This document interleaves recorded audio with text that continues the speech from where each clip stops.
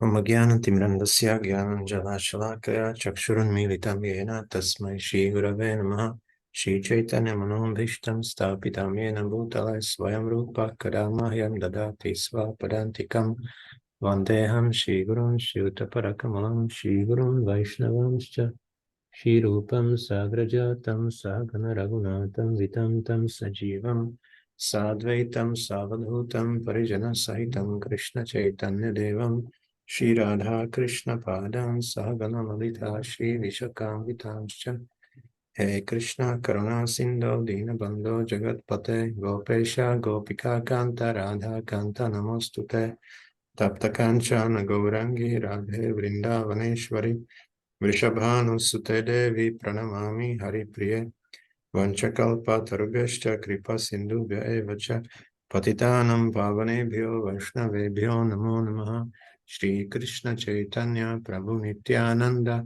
Shri Advaita Gadadhara Shiva Sadi Gaura Bhaktavinda Hare Krishna Krishna Krishna Hare Hare Hare Rama Rama Rama Hare Hare Hare Krishna. So today we'll continue on this auspicious day of Ekadashi during the month of Purushottam.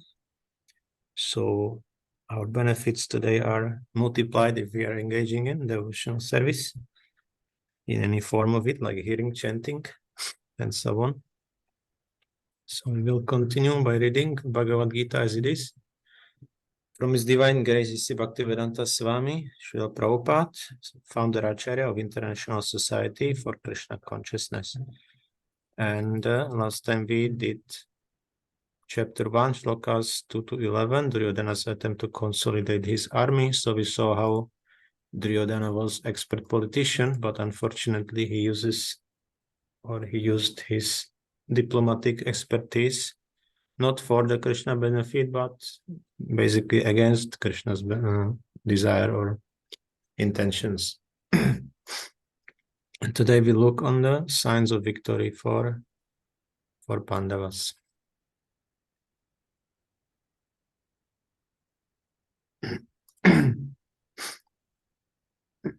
So, Shloka 12. Tasya sanjanayan harsham kuru vridhak pitamaha simhanadam vinantyochaih shankam datmo pratapavan. Tasya his sanjanayan, increasing harsham, cheerfulness, kuru vridhaha, the grandson of the Kuru dynasty, Bhīma, pitamaha, the grandfather, simhanadam, roaring sound like that of a lion, vinadya, vibrating, uchaihi, very loudly, shankam, conch shell, dadmo, blue, pratapavan, the valiant. Translation: Then Bhīma, the great valiant grandsire of the Kuru dynasty, the grandfather of the fighters, blew his conch shell very loudly, making a sound like the roar of a lion, giving Duryodhana joy. Report: The grandsire of the Kuru dynasty could understand the inner meaning of the heart of his grandson Duryodhana. And out of this natural compassion for him, he tried to cheer him by blowing his conch shell very loudly, befitting his position as a lion. Indirectly, by the symbolism of the conch shell, he informed his depressed grandson Duryodhana that he had no chance of victory in the battle, because the Supreme Lord Kṛṣṇa was on the other side. But still, it was his duty to conduct the fight, and no pains would be spared in that connection. So here Bhīma started to blow his conch shell. In one way trying to support Duryodhana, in other way also trying to tell him that there is no chance, because conch shell, sound of a conch shell is very auspicious sound. And basically, before we start any arati or any religious function, it is used also to drive away the demoniac or evil forces in this how to say, in some space around where we are going to perform these ceremonies. And also, conch shell is one of the items Krishna is holding, or in his four-handed form also. So it's a symbolism for the Supreme Personality on one hand.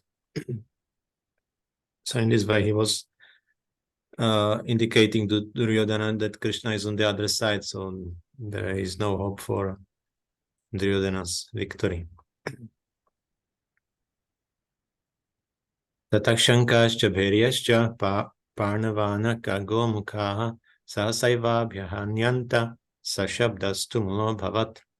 Tataha, thereafter, Shankhaha, conch shells, cha also, bhairyaha, large drums, cha and Pāṇḍavānaka, small drums and cattle drums, gomukhaha, horns, sahasa, all of a sudden, eva, certainly, abhyahanyanta, were simultaneously sounded, saha, that shabdaha, combined sound, tumulaha, tumultuous, abhavat, became.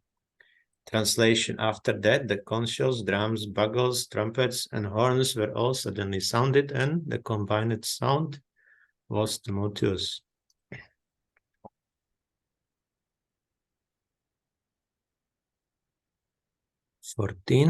Tatakshvetai haryukte mahati syandane stito Pāṇḍavas Pāṇḍavas divyo shanko pradadhamatuhu.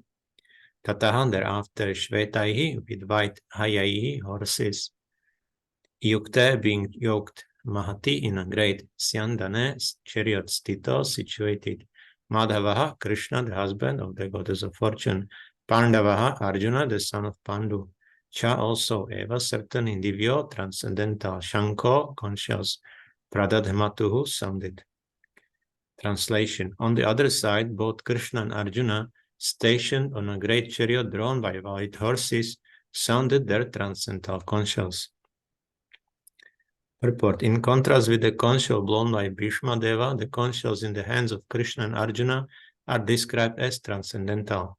The sounding of the transcendental conch shells indicated that there was no hope or victory for the other side, because Krishna was on the side of the Pāṇḍavas. Jayastu Panduputranam Yesham Pakshe Janardanaha. Victory is always with persons like the sons of Pandu, because Lord Krishna is associated with them. And whenever and wherever the Lord is present, the goddess of fortune is also there, because the goddess of fortune never lives alone without her husband. Therefore, victory and fortune were awaiting Arjuna, as indicated by the transcendental sound produced by the conch shell of Vishnu, or Lord Krishna. Besides that, the chariot on which both the friends were seated had been donated by Agni, the fire god, to Arjuna, and this indicated that this chariot was capable of conquering all sides wherever it was drawn over the three worlds. So, yes, so here Krishna's and Arjuna's conscious are described as transcendental, and what it means also that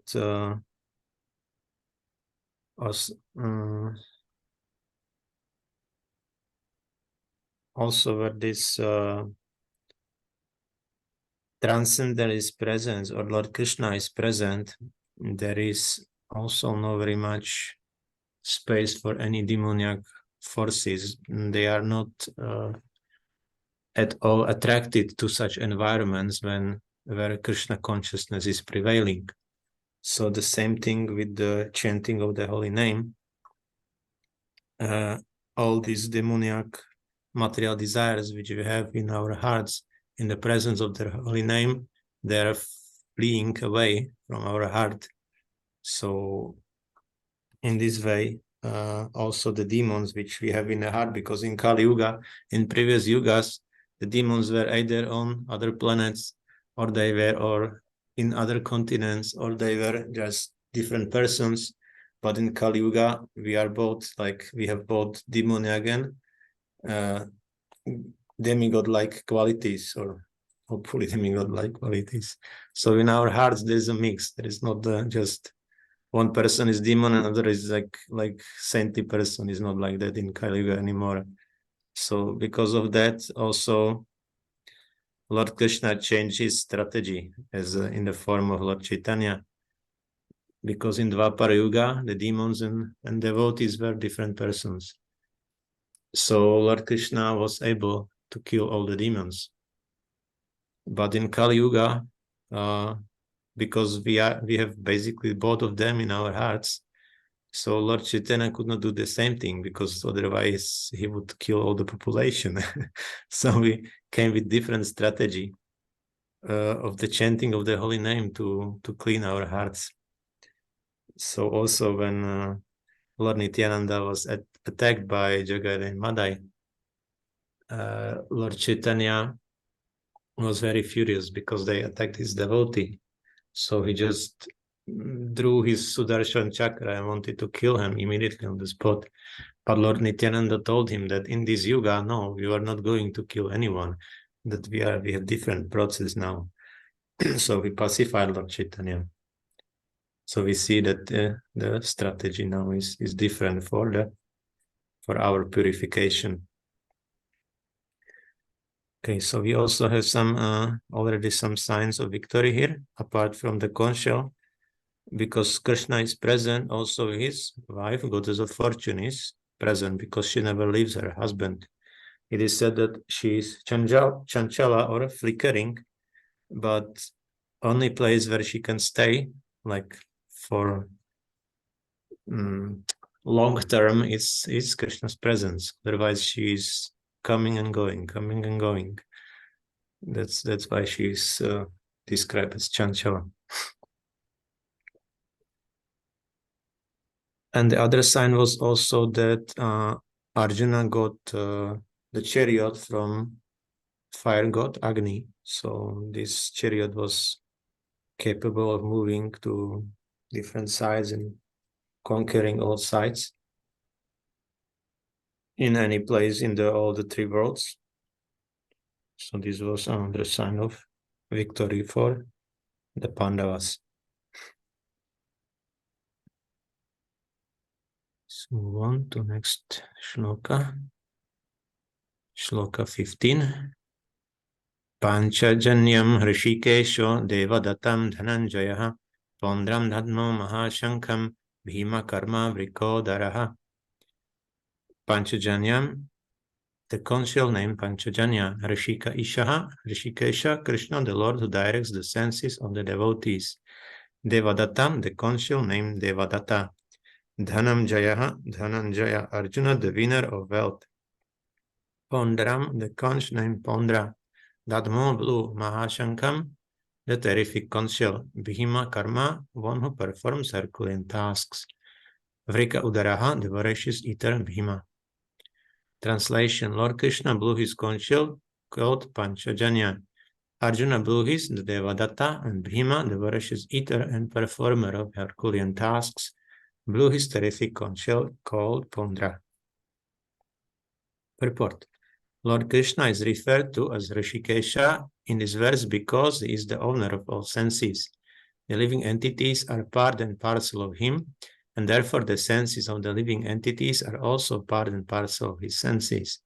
The impersonalists cannot account for the senses of the living entities, and therefore they are always anxious to describe all living entities as senseless or impersonal. The Lord, situated in the hearts of all living entities, directs their senses, but he directs in terms of the surrender of the living entity, and in the case of a pure devotee, he directly controls the senses. Here on the battlefield of Kurukshetra, the Lord directly controls the transcendental senses of Arjuna, and thus his particular name of Hrishikesha. The Lord has different names according to his different activities. For example, his name is Madhusudana because he killed the demon of the name Madhu. His name is Govinda because he gives pleasure to the cows and to the senses. His name is Vasudeva because he appeared as the son of Vasudeva. His name is Devaki Nandana because he accepted Devaki as his mother. His name is Yashoda Nandana because he awarded his childhood pastimes to Yashoda at Vrindavana. His name is Parthasarathi because he worked as charioteer of his friend Arjuna. Similarly, his name is Hrishikesha because he gave direction to Arjuna on the battlefield of Kurukshetra. So after Bhishma, Lord Kṛṣṇa blew his conch shell, although he didn't want to part in the battle at all. So he was only in a position of advisor still, or advisor and also the charioteer of Arjuna. still he blew the conch shell. Then Arjuna followed him and Bhīma. In fact, according to etiquette, the oldest person should start. But all the Pāṇḍavas, first thing, why Kauravas blew the conch shells first? Because Pāṇḍavas were still in the mood that maybe they will somehow make a compromise or reconcile the disputes. So they did not blow first. So Bhishma started, and then Lord Kṛṣṇa continued. And on the part of Pāṇḍavas, he was considered, although he was not the oldest, because Yudhishthira was the oldest, but Lord Kṛṣṇa is the most worshipable person among this family. So that's why they allowed, or were eager for him were waiting for him to start or to blow his conch shell first. After that, in fact, Yudhishthira should come, but Arjuna and Bhīma were so anxious to start the battle, so they did not wait for the Yudhishthira. So that's why Arjuna and Bhīma continued after Lord Kṛṣṇa. And here also is referred that Krishna is called Hrishikesha, means master of the senses, he who is controlling the senses of all the living entities. And this is basically also one of the signs of victory, because Arjuna's transcendental senses were controlled by Lord Kṛṣṇa. So in this way, his activities or his actions were perfect. If we surrender, that's the perfection of our lives. We can even see, if we pray so much to Lord Kṛṣṇa, if we do our japa in the morning very intensely, then also we see that we can do things which normally we cannot do. And that's why, because we had some intention of surrender and allowed Krishna to control our activities, to control our day. So in this way, he's showing us that if we surrender to him, then our activities also will achieve perfection, and we will be able to do things which we are normally not able to do according to our karma or whatever conditioning we have. Also, the same thing, if we have this surrender mood to our guru, the same thing happens, that guru can also empower his disciples to do some basically impossible things, and I have seen many examples like that. So, and Krishna is also, apart from the name Hrishikesha, he has various different names like Vasudeva or Govinda, Devakinandana, and this also connected to some of his qualities or the relationship with his devotees. In fact, he likes very much if he is addressed in connection with his devotees, because he has very loving relationships with his devotees. So it is reminding him of his devotees, and that's why it is very pleasing to him if we address him like Vasudeva or Yashodanandana or like that, or Parthasarathi, this charioteer of his friend Arjuna. Okay. Arjuna is referred to as Dhananjaya in this verse because he helped his elder brother in fetching wealth when it was required by the king to make expenditures for different sacrifices. Similarly, Bhīma is known as Vrikodara because he could eat as voraciously as he could perform Herculean tasks, such as killing the demon Hidimba. So the particular types of conch shell blown by the different personalities on the side of the Pāṇḍavas, beginning with the lords, were all very encouraging to the fighting soldiers. On the other side, there were no such credits, nor the presence of Lord Kṛṣṇa, the Supreme Director, nor that of the Goddess of Fortune. So they were predestined to lose the battle.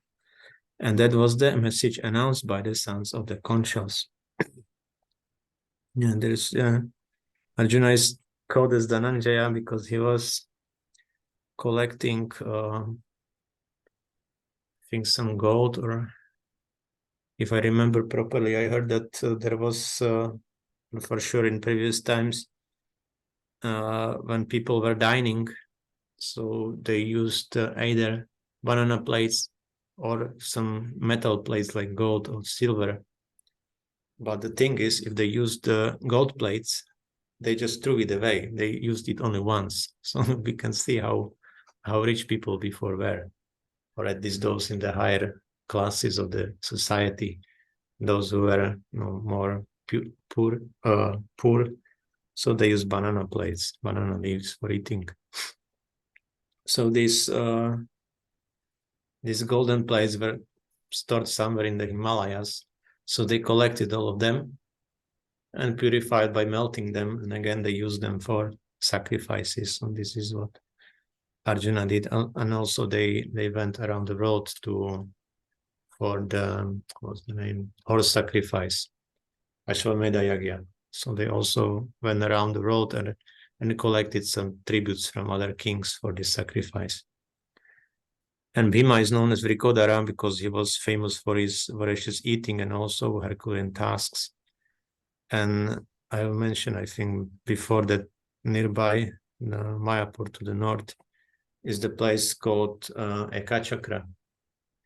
And in this place, Pandavas were hiding from, when they were in exile, they were hiding from Duryodhana. And at the time in this region, in this area, there was a demon. I'm not sure whether it was this one, Hidimba, or someone else. So he was harassing, it was Rakshasa, so he was eating humans, eating people, and somehow they managed to pacify him or to regulate him at least. So they offered him every, I don't know how often, maybe every day, or so regularly they were bringing him one person just that he doesn't kill all the population. And the turn was on the Brahmanas family where Pāṇḍavas were hiding. So Pāṇḍavas offered themselves that they will sacrifice themselves, and they were so selfless that they, let's say when Arjuna said, okay, I will go, so Yudhishthira said, no, you will not go, I'm older, and like this. So they were trying to save each other, but ultimately Bhīma was selected that he will go. So they collected some food, they put it on a cart, and Bhīma was going to bring it to this demon or to this Rakshasa. And while he was going there, so as he's a voracious eater, so he finally, by the time he went there or came there to this demon, he ate all the foodstuffs which were on this cart, because he was very hungry. They didn't have much food at the time. Even at the time, they were giving him half of the food they got. So Bhīma was always like not satisfied by his eating. So that's why he ate all of it. So when he came and Rakshasa saw it, so he was very angry. He was very furious. But still, Bhīma was, because of his strength, he was able to kill this Rakshasa. So since then, the region was free from this demon. Okay. Continue with next shloka, 16 to 18. Ananta Vijayam Raja Kuntiputro Yudhishthiraha Nakulaksaha Devascha Sughosha Manipushpako Kāśyascha Parameshvasach Shikandicha Maharataha Drishtadyumna Viratascha Satyakischa Parajitaha Drupado Dropadeyascha Sarvashah Pritivipate Sobadirascha Mahabahuh Shankan Dadmuh Pritak Ananta Vijayam, the conch named Ananta Vijaya, Raja, the king, Kunti Putraha, the son of Kunti, Yudhishthiraha, Yudhishthira, Nakula, Sahadeva, Cha, and Sughosha, Manipushpako, the conches named Sughosha and Manipushpaka, Kāśyaha, the king of Kashi, Varanasi, Cha, and Parama Ishu Asaha, the great archer, Shikandi, Cha, also Maharataha, one who can fight alone against thousands, Drishtadyumna, the son of King Drupada, Virata, the prince who gave shelter to the Pāṇḍavas while they were in disguise. Cha, also Satyaki, the same as Yudhana, the charioteer of Lord Kṛṣṇa. Cha and Aparajitaha, who had never been vanquished. Drupada, the king of Panchala. Draupadeyaha, the sons of Draupadi. Cha also, Sarvashaha, all Prithivipate, O king. Subhadraha, Abhimanyu, the son of Subhadra. Cha also, Mahabahuhu, mighty armed. Shankan, conchols. Dadmuhu, blue. Pritak, each separately. Translation. King Yudhishthira, the son of Kunti, blew his conch shell, the Ananta Vijaya, and Nakula and Sahadeva blew the Sughosha and Manipushpaka. The great archer, the king of Kashi, the great fighter Shikandi, Drishtadyumna, Virata, the unconquerable Satyaki, Drupada, the sons of Draupadi, and others, O king, such as the mighty armed son of Subhadra, all blew their respective conch shells. Purport. Sanjay informed King Dhritarashtra very tactfully that his unwise policy of deceiving the sons of Pandu and endeavoring to enthrone his own sons on the seat of the kingdom was not very laudable. The signs already clearly indicated that the whole Kuru dynasty would be killed in that great battle, beginning with the grandsire Bhīma down to the grandsons like Abhimanyu and others, including kings from many states of the world. All were present there and all were doomed. The whole catastrophe was due to King Dhritarashtra because he encouraged the policy followed by his sons.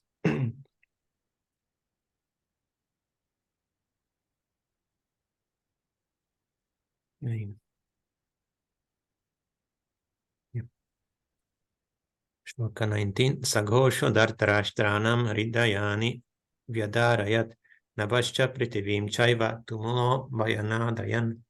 Sahaded Ghoshaha, vibration, Dhartarashtranam, of the sons of Dhritarashtra. Hridayani, hearts. Vyadarayat, shattered. Nabha, the sky. Cha also, Prithivim, the surface of the earth. Cha also, Eva, certainly. Tumulaha, uproarious. Abhyanunadayan, resounding. The blowing of these different conch shells became uproarious. Vibrating both in the sky and on the earth, it shattered the hearts of the sons of Dhritarashtra. Purport. When Bhīma and the others on the side of Duryodhana blew their respective conch shells, there was no heart breaking on the part of the Pandavas. Such occurrences are not mentioned, but in this particular verse, it is mentioned that the hearts of the sons of Dhritarashtra were shattered by the suns vibrating by the Pandavas party. This is due to the Pandavas and their confidence in Lord Kṛṣṇa. One who takes shelter of the Supreme Lord has nothing to fear, even in the midst of the greatest calamity. So here we see how it was difference in the Shakti of this, or the strength of these conch shells, or of this blowing, when somebody is surrendered to Lord Kṛṣṇa and somebody is not. So we can, or people can feel also that devotees have something strong behind them. Even very often people say that the faces of devotees are so bright and smiling, glowing.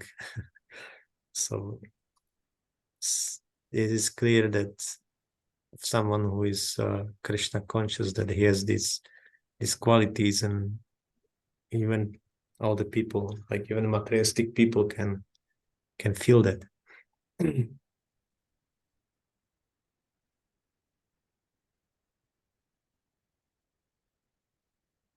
20.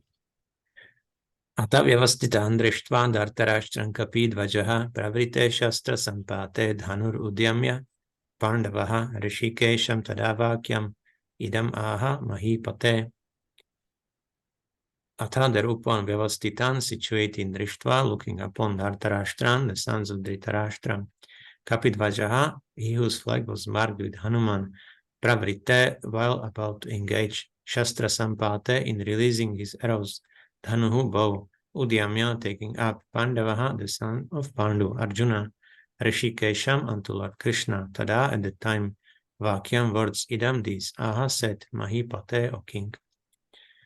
Translation. At the time, Arjuna, the son of Pandu, seated in the chariot bearing the flag marked with Hanuman, took up his bow and prepared to shoot his arrows.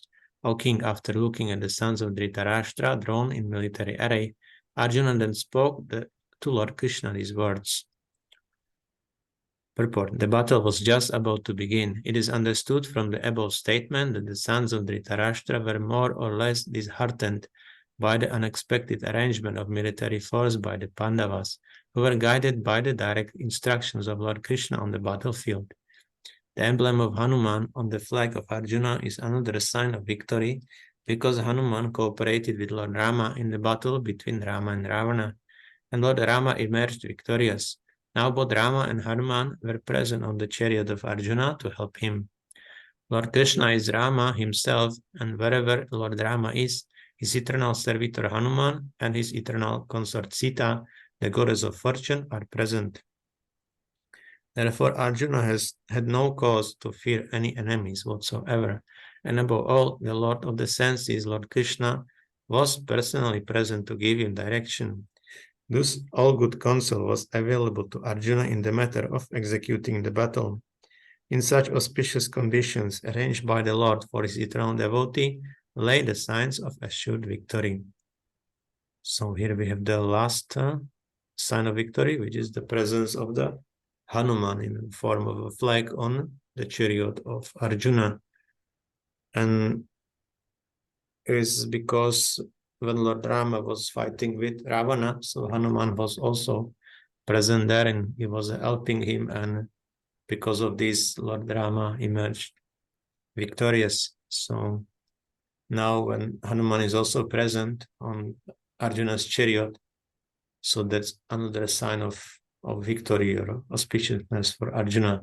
Apart from that, where Lord Rama is present, also his consort Sita, or goddess of fortune, we have mentioned this already, is there. So this is also supporting element, because where goddess of fortune is present, on misfortune is obviously not possible.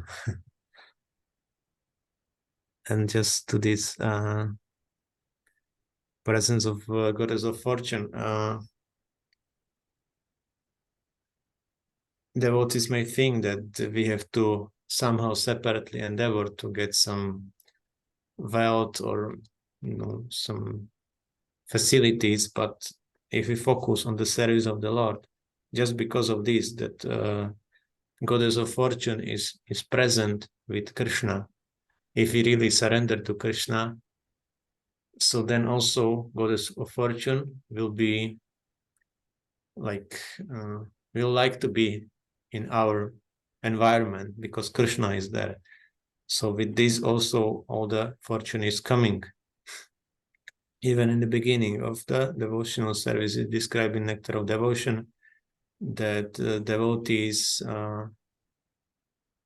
get something which is called Kleshagni and Subhada, means relief of material miseries, and Subhada means all auspiciousness. So even in the beginning of executing devotional service, these things starting to be present, and we can see also.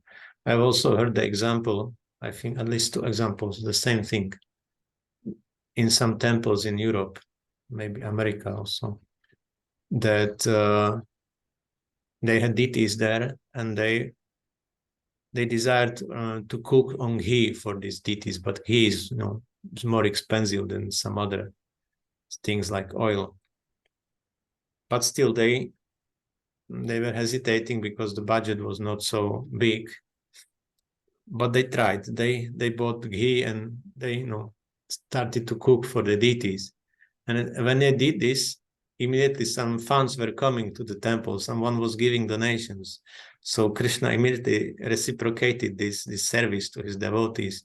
So I heard of 2 temples like this, who directly, like pujaris, told me that this happened when they surrendered, when they tried to do something for Krishna. Krishna was reciprocating. In this case, basically, we see goddess of fortune was reciprocating or trying to help. So we don't have to worry about these things. Of course, we have to make do our duties, do the endeavor, but the results are not ours. The results are coming from Krishna. This is not our business, basically. We just are supposed to do our service, our duties, and do it fully. So this is our responsibility, and Krishna's responsibility is also to take care of us if we serve him. So he also likes to reciprocate with us. Okay, so that's all for today, and next time we will continue